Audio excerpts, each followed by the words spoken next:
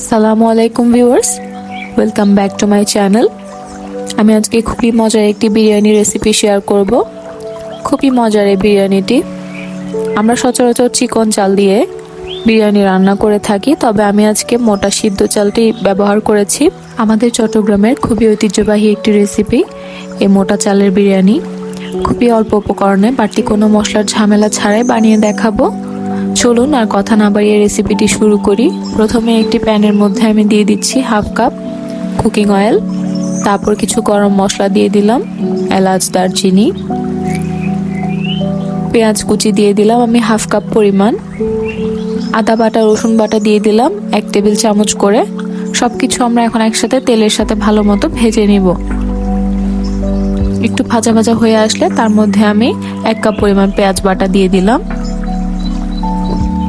আবারও আমরা এটা ভালো মতো তেলের সাথে কষিয়ে নিব। তারপর আমি এখানে বাদাম আর কিশমিশ একসাথে বেটে নিয়েছি, তাও 1 টেবিল চামচ দিয়ে দিলাম। টমেটো কুচি দিয়ে দিলাম আমি একটি। সবকিছু আবারও ভালো মতো মিক্স করে নিব। তারপর আমি চিকেনটা অ্যাড করে দিচ্ছি। চিকেন, গরু বা খাসি যে কোনো একটাই আপনি এখানে মাংস ব্যবহার করতে পারেন। আমি চিকেনটা দিয়েছি।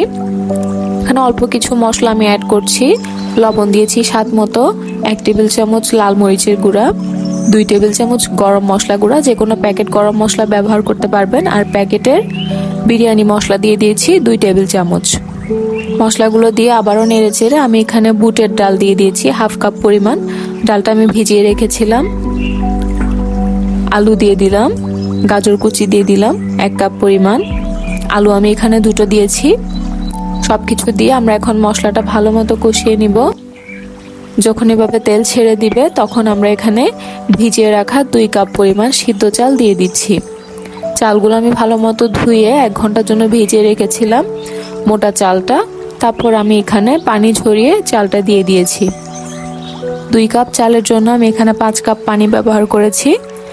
যে পটে চালটা মেপে নেবেন ওই কাপের 2 পটের জন্য 5 কাপ দিয়েছি। কিছু কাঁচামরিচ কুচি দিয়ে দিলাম। তারপর ঢাকা দিয়ে রাখবো।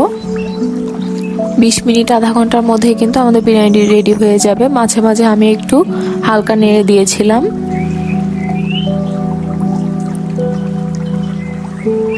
চালটা যখন একটু সিদ্ধ হয়ে আসবে, পানিটাও কমে যাবে, তখন আমরা একদম লো আঁচে চুলাটাতে ঢাকা দিয়ে রাখবো 10 থেকে 20 মিনিটের জন্য। ততক্ষণে কিন্তু আমাদের চালগুলো সুন্দর মতো ফুটে যাবে, ভাতটাও রেডি হয়ে যাবে।